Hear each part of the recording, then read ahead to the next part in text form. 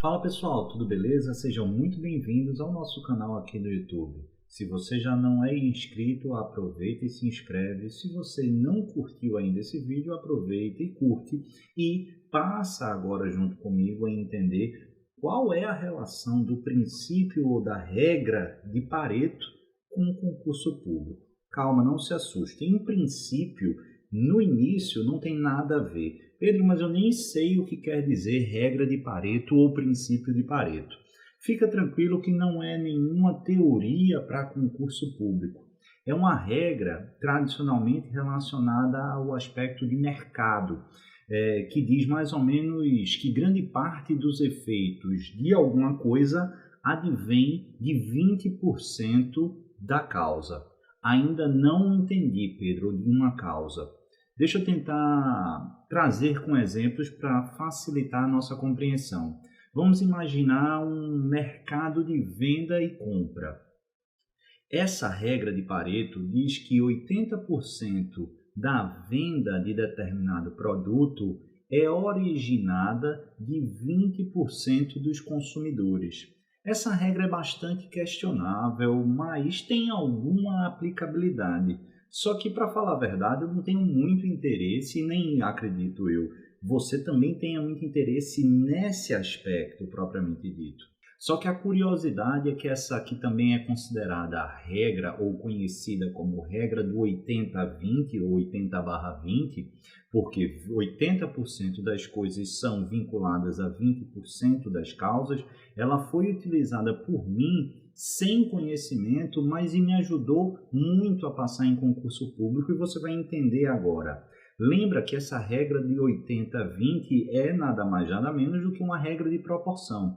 E eu, ao longo dos meus estudos para concurso público, eu identificava algumas matérias que, por mais que eu estudasse, por mais que eu, no fundo, sentisse que eu tinha o domínio do conteúdo, quando eu ia para a resolução de questão, eu tinha dificuldade, eu sentia que o meu rendimento tinha sido aquém daquela energia desprendida para a compreensão do conteúdo.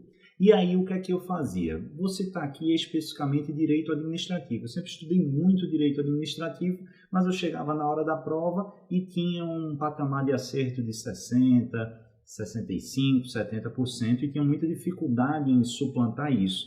E de uma forma que eu adotei, me ajudou muito a evoluir esse patamar.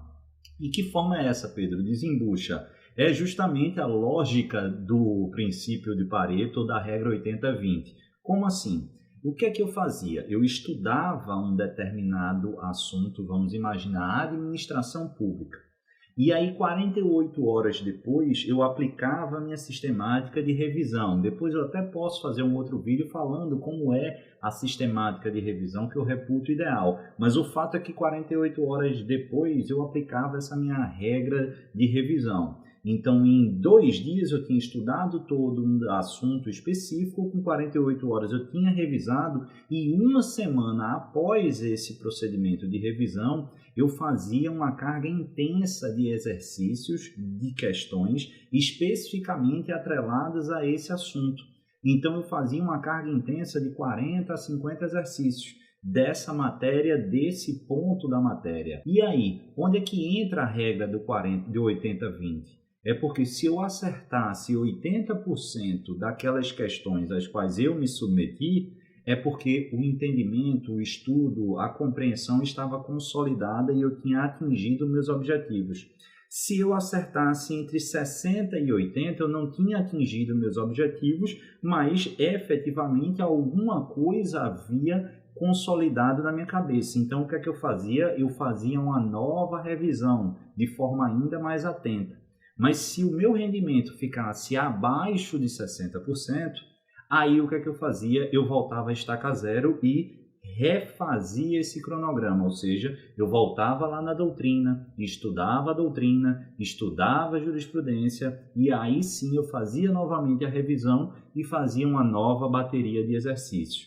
Essa é a minha regra de 80-20, é a regra da revisão ou prática a partir de Pareto. Eu podia dizer aqui que era a regra de Pedro, mas seria deselegante e até presunçoso. Mas eu gosto de fazer essa brincadeira porque o princípio ou regra de Pareto é conhecido tradicionalmente como a regra do 80-20. E eu criei, sem saber, a minha perspectiva dessa regra do 80-20.